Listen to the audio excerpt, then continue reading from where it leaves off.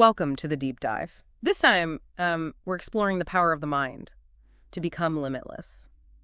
You sent in this fascinating interview with Dr. Joe Dispenza, and we're going to break down the most important bits and make sense of it all for you. Are you ready to unlock your true potential? Let's do it. Dispenza really dives into how our habits run our lives on autopilot, especially as we get older. He paints a picture of us being almost 95% on autopilot by midlife. That really resonated with me. What are your thoughts on that? It's a powerful way of illustrating how these unconscious programs, made up of automatic thoughts, behaviors, and even emotions, take over. They become so ingrained, almost like our bodies know the routine better than our minds do. It's wild, right? He gave this example about making coffee every morning. It's like you think about coffee, then boom, you're going through the motions, drinking it, even feeling a certain way about it, all without consciously thinking about it. You're basically a highly efficient, caffeine-fueled machine. Exactly. And the more we repeat these patterns, the less free will we have. He suggests our future becomes a predictable echo of our past because we're caught in these loops. Okay, so how do we break free from these unconscious programs? Dispenza emphasizes the importance of becoming aware of them. It's going to take focus and energy, especially since breaking free from the familiar can feel super uncomfortable. He even compared it to battling an inner hormone monster, because our bodies crave those familiar feelings. It's like we're addicted to the chemical cocktail of our routines. It's a total aha moment. It is. And he reframed the whole idea of meditation in a way I'd never considered. To him, it means becoming really familiar with your unconscious self, facing those thoughts and feelings head on instead of avoiding them. It's like you're finally getting to know the real you, the one running the show behind the scenes. That makes so much sense. So once we're aware of these programs, how do we rewrite them? Because, let's be honest, we're not trying to live the same year for the next 50 years, are we? Dispenza introduces this incredible concept called mental rehearsal.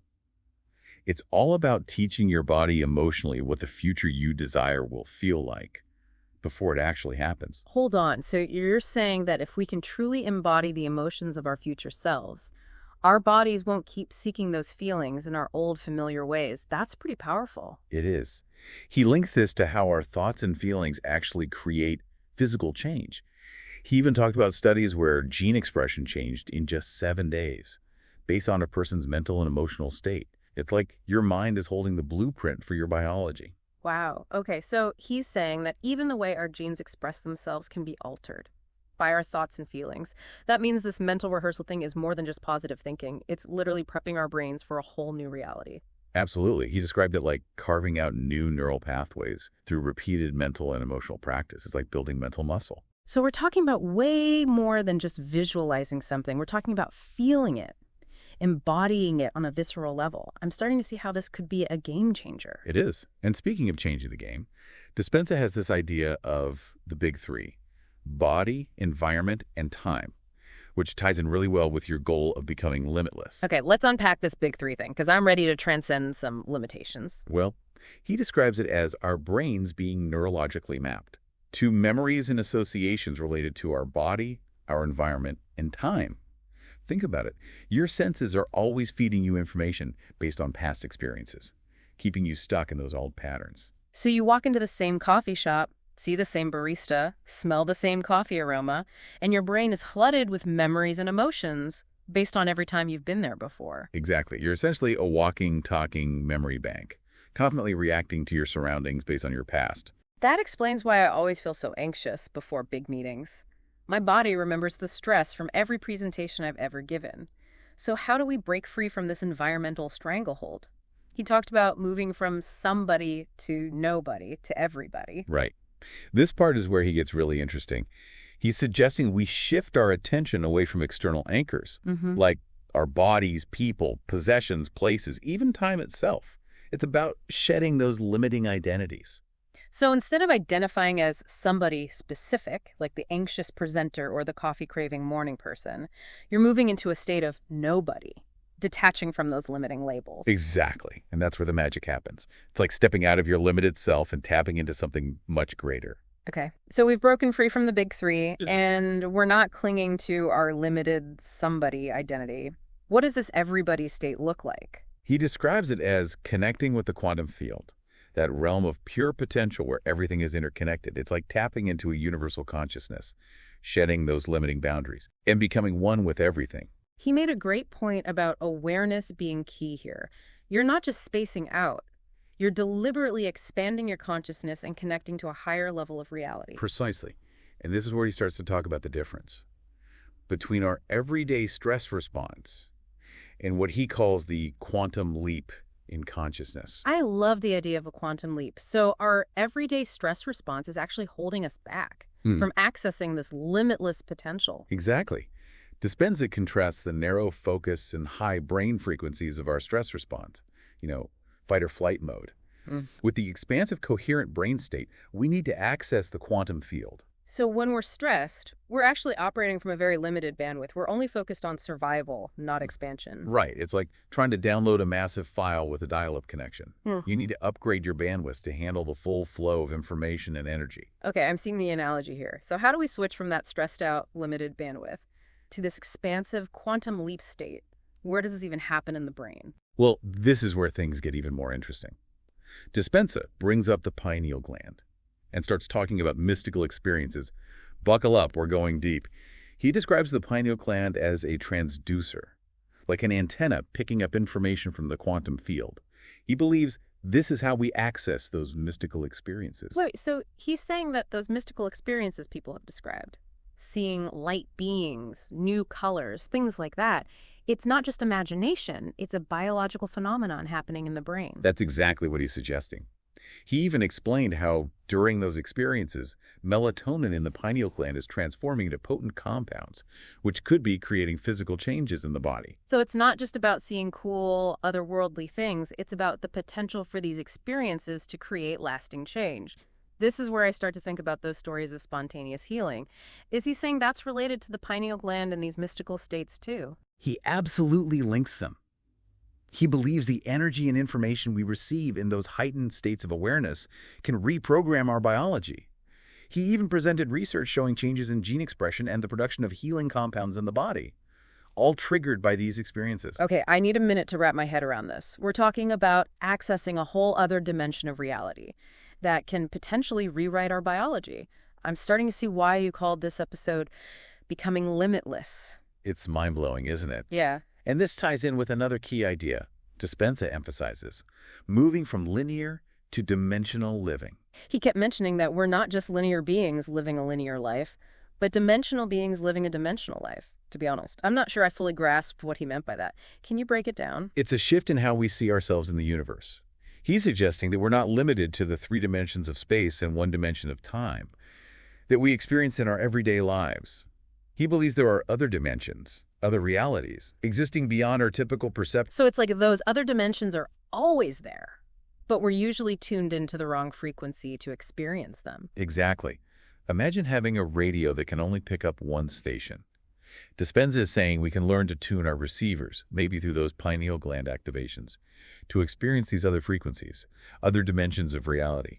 This is where things start to feel almost like science fiction, yet he's grounding it in scientific research. He also mentioned the quantum field. Is that another way of talking about these other dimensions? It's related, for sure. He described the quantum field as this invisible realm of pure potential, where everything is interconnected. It's the source of all creation. And he believes we can tap into it to manifest our desires and shape our reality. He actually suggested that we're always creating reality, whether we're aware of it or not. So if we're creating all the time, why do so many of us feel stuck in negativity and limitations? He explained that's largely because we're creating from a place of fear and lack. We focus on what we don't have, what we're afraid of, what's wrong with us or the world. That negative energy attracts more negativity. It becomes a vicious cycle. So we're literally manifesting our own limitations. This makes me think about the power of positive thinking, but he seems to take it even further than that. Right. It's not just about positive thinking. It's about aligning our thoughts, feelings, and actions with our deepest desires. And this is where he brings the heart into the equation. Yes. He kept emphasizing that we need to get out of our heads and into our hearts. Yeah. He even said, the brain may think, but the heart knows. So what's the connection between the heart and accessing this limitless potential? He actually believes the heart is the true center of creation, not just the brain. He described it as having a much larger electromagnetic field than the brain. He found that when people focus on their hearts, They achieve a state of coherence that aligns their thoughts and emotions with their deepest desires. So it's about that heart-brain coherence we talked about earlier. Yeah. It's not just about thinking positive thoughts. It's about feeling those positive emotions in your heart. Exactly. He's actually measured the physiological changes that happen in the body. When we achieve this heart coherence, it's not just woo-woo stuff. There's real science backing it up. He even mentioned that achieving heart coherence leads to a release of oxytocin, the love hormone. So feeling good is literally changing our bodies on a chemical level. This is wild. And that oxytocin release has amazing benefits. It signals the release of nitric oxide, which promotes relaxation and healing. So feeling love and gratitude isn't just about feeling good. It's about creating a biological environment that supports healing and well-being. It's like a positive spiral. The more love and gratitude we feel, the more our bodies respond by creating more reasons to feel love and gratitude. And he even connects this to leadership. I remember he said that true leadership comes from this inner transformation, not from external power. Absolutely. He used the analogy of a flock of birds or a school of fish. They move in perfect sync, not because they're following a leader, but because each one is responding to the energy and movements of those around them. It's like a collective intelligence, a shared awareness, guiding them. He seems to be suggesting humanity is moving towards that kind of collective consciousness, where we're all interconnected and working together. It's a beautiful vision. But how do we actually get there? How do we move from our current reality to this new paradigm of interconnectedness and limitless potential? He's advocating for a pretty radical shift in the way we live and think. He challenges us to step outside our comfort zones, question our assumptions about reality, and become more aware of our thoughts, feelings, and actions. He believes that by taking responsibility for creating the lives we want, we can collectively shift the consciousness of humanity. He mentioned that a lot of people believe in these principles, but don't actually apply them in their own lives. It's like they're spectators instead of players in the game. Exactly. He emphasized that it's not enough to just intellectually grasp these ideas. We need to embody them, put them into practice in our daily lives.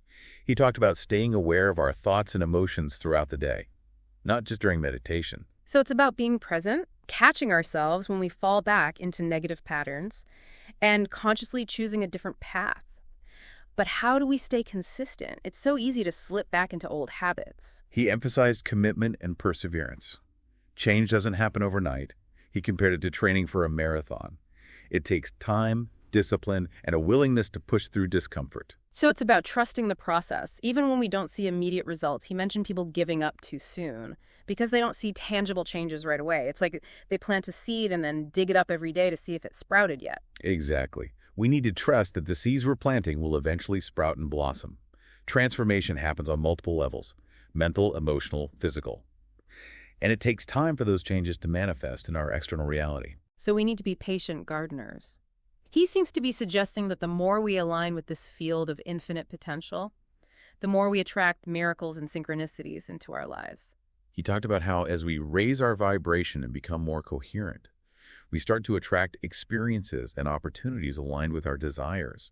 It's like the universe conspires to support our transformation. He mentioned some pretty wild research they're doing, like using advanced meditators' blood to inhibit the growth of cancer cells and viruses. It's incredible, right? He's not just presenting theories, he's backing it up with scientific evidence.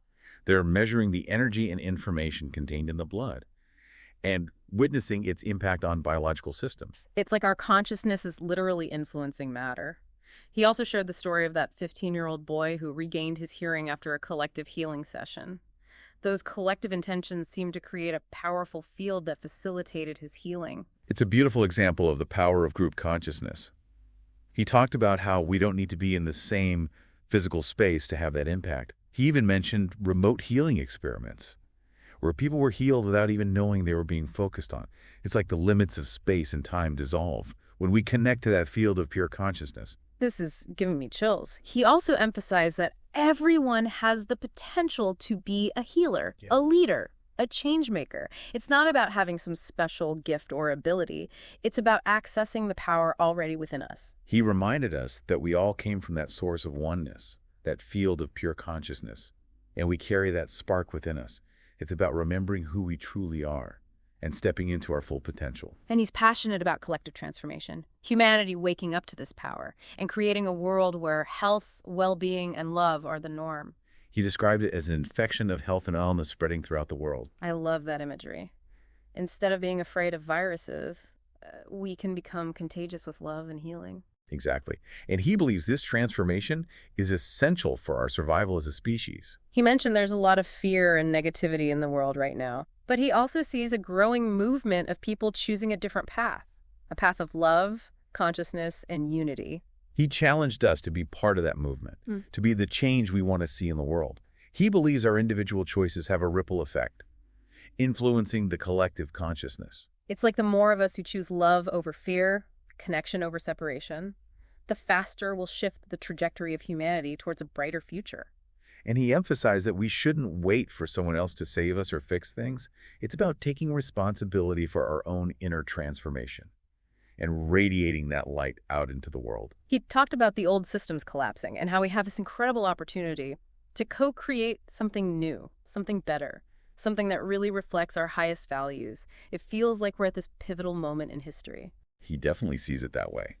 He challenges us to be leaders in this new paradigm, to embody the qualities of love, compassion, and wisdom that can guide humanity towards a more harmonious and fulfilling future. It's not just about personal transformation anymore. It's about collective liberation. He really wants us to step up and be the leaders we've been waiting for. But how do we do that when there's still so much division and negativity in the world? Dispenza's message is all about empowerment.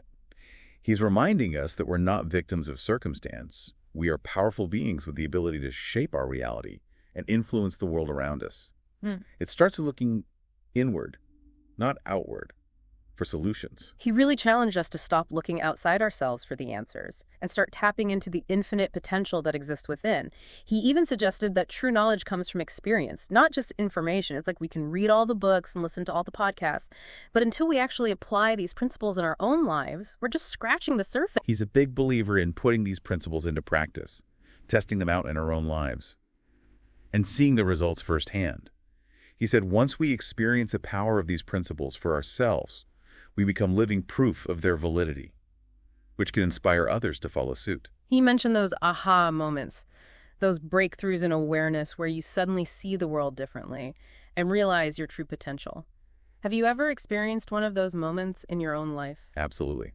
Those moments often come after challenges, experiences that push us beyond our perceived limits and force us to access a deeper level of wisdom and strength.